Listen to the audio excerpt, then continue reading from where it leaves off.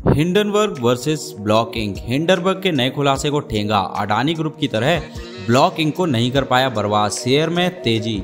बीते 5 कारोबारी दिनों में जैक डॉर्सी की ब्लॉक इंक के शेयरों में तेजी की बात करें तो ये रॉकेट की रफ्तार की तरह भाग रहे हैं और इस अवधि में ये ब्लॉक इंक के स्टॉक 9.70% ऊपर चढ़ चुके हैं और वीडियो बनाने तक ये शेयर $68.65 के स्तर पर कारोबार कर रहा था। अमेरिकी रिसर्च फर्म हिंडनबर्ग का नाम साल 2023 की शुरुआत से अब तक सबसे ज्यादा चर्चे में बना हुआ है। 24 जनवरी को अडानी ग्रुप पर इस शॉर्ट सेलर फर्म ने अपनी रिपोर्ट पब्लिश कर 88 गंभीर सवाल उठाए थे, जिसमें ग्रुप पर कर्ज और शेयरों में हेराफेरी के आरोप भी शामिल थे।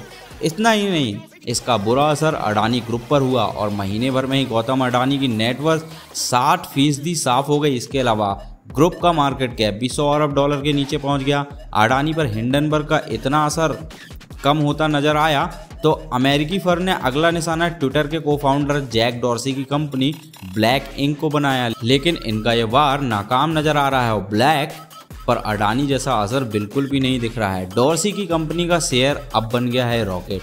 एक और जहां अडानी ग्रुप पर हिंडनबर्ग की रिपोर्ट आने की बात, अगले ही कारोबारी दिन से अडानी की कंपनी के शेयर भराभर टूटने लगे थे। हर बीते दिन के साथ अडानी इंटरप्राइजेस को लेकर अडानी ग्रुप की हालत पतली हो गई थी। शेयरों में सुनामी महीने भर से ज़्यादा समय तक देखने को मिली और इसी बीच अडानी स्टॉक 80% से ज़्यादा तक फिसल गए।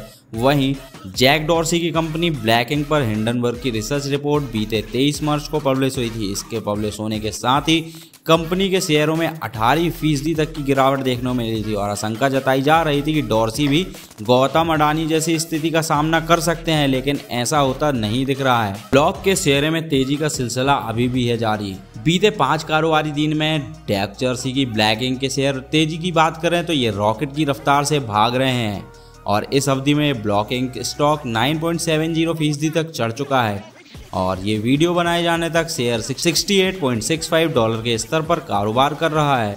वहीं बीते 23 मार्च को हिंडनबर्ग की रिपोर्ट पब्लिश होने के बाद इस शेयर की चाल को देखें तो बहुत ज़्यादा अंतर नजर नहीं आया। दरअसल 23 मार्च को इसकी कीमत $61.88 थी, जो रिपोर्ट के तुरंत बाद 24 मार्च को $60.68 प्रति शेयर तक गिर गई थी, लेकिन 25 मार्च से ही डॉर्सी के शेयरों में फिर से रिकवरी आनी शुरू हो गई और ये 27 मार्च को $64.40 के लेवल पर पहुंच गया। इसके बाद 30 मार्च को यह $68 का स्तर पार कर गया।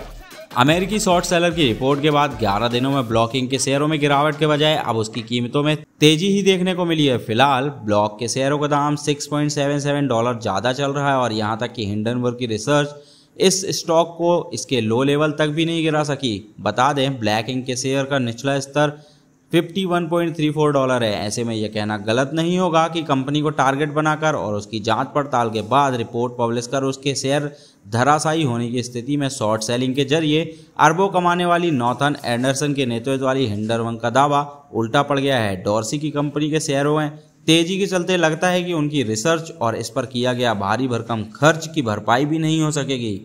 आखिर क्या है हिंडनबर्ग की रिपोर्ट में? हिंडनबर्ग की वेबसाइट पर प्रकाशित खुलासे में कहा गया है कि ब्लैक के खिलाफ लंबी जांच चलती है।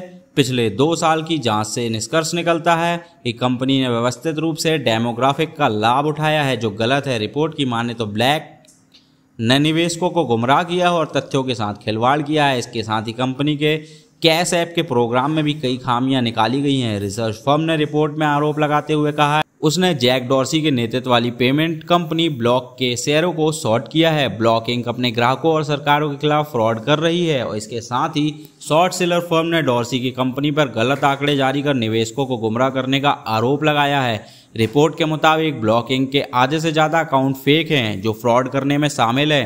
कंपनी ने यूजर्स की संख्या को बढ़ा चढ़ाकर प्रेज किया है। पूर्व कर्मचारियों के हवाले से रिपोर्ट में दावा किया गया है कि इसके 40 से 75% यूजर्स फेक हैं। बता दें, सोशल मीडिया कंपनी ट्विटर के को-फाउंडर रहे जैक डॉर्सी ने ब्लैक इंक की स्थापना 2009 में की थी। यह कंपनी टेक्नोलॉजी से जुड़ी हुई है। ब्लैक इंक को इसके पहले स्क्वायर के नाम से जाना जाता था। कंपनी का मार्केट कैप करीब $44 बिलियन का था। अडानी का साम्राज्य हिलाया था हिंडनबर्ग ने। भले ही हिंडनबर्ग की रिपोर्ट ब्लॉक इंक का कुछ भी ना बिगाड़ पाई हो, लेकिन भारतीय उद्योगपति गौतम अडानी की कंपनियों का इसने बुरा हाल कर दिया था, जिससे उभरने में उसे लंबा वक्त लगेगा।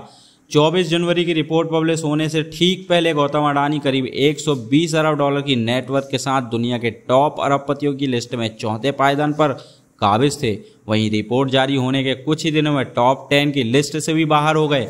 इसके बाद अडानी की कंपनियों के शेयर हो गए सुनामी के चलते उनकी नेटवर्थ हर हफ्ते हजारों करोड़ रुपए घटती गई और इसी रफ्तार से वे अमीरों की लिस्ट में और भी नीचे चले गए। फरवरी महीने के मध्य तक वे खिसक कर 34वें पायदान तक पहुंच गए थे। हालांकि इसके बाद अडानी के शेयरों में कुछ रिकवरी देखने को जरूर मिली और फिलहाल ब्लूमबर्ग्स बिलियनियर इंडेक्स के मुताबिक अडानी 56.4 अरब डॉलर की नेटवर्थ के साथ अरबपतियों की लिस्ट में 21वें पायदान पर काबिज हैं। अब तक 17 कंपनियां बनी हैं हिंडनबर्ग का निशाना। नेथन एंडरसन के नेतृत्व वाली शॉर्ट सेलर फर्म हिंडनबर्ग ने साल 2017 के बाद से अब तक दुनिया की करीब 17 कंपनियों में कथित रूप से गड़बड़ी को लेकर अपनी रिपोर्ट जारी करी है और अडानी ग्रुप पर निशाना लगाने से पहले साल 2022 में इसने ट्विटर इंक को लेकर भी एक रिपोर्ट जारी की थी। शॉर्ट सेलर फर्म ने इससे पहले जिन कंपनियों को लेकर अपनी रिसर्च रिपोर्ट पब्लिश की है उसमें ज़्यादातर अमेरिकी फर्म ही शामिल है। शॉर्ट सेलर फर्म ने जिस बड़ी कंपनियों के खिलाफ खुलासे कर उन्हें बुरी तरह प्रभावित किया था उसमें निकोला, सैक्वाक्स, जेन्यू brand, Ideanomics, Wins Finance, Genius Brand, SC Rocks, HF Food, Bloom Energy, Aphria, Riots Blockchain, Opko Health, Pershing Gold, RD Legal, Twitter Inc जैसी कंपनियां शामिल हैं। सबसे ज़्यादा नुकसान अडानी ग्रुप से पहले ऑटोमोबाइल दिग्गज निकोला को हुआ था। अगर आप भी सोचते हैं कि हिंडनबर्ग शॉर्ट सेलिंग करके बहुत फ़ायदे कमा रहा है और कंपनियों का गलत रिपोर्ट पेश करके इसे बहुत ही फ़ायदा हो रहा है, तो आप अडानी के शेयर के बारे में क्या कहेंगे कि हिंडनबर्ग ने अडानी के शेयर के बारे में जो रिपोर्ट तैयार की थी वो सही थी या गलत? प्लीज़ कमेंट करके ज़रूर बताइए और वीडियो पे नए हो तो वीडियो को लाइक, शेयर और चैनल को सब्सक्राइब जरूर करके जाइए।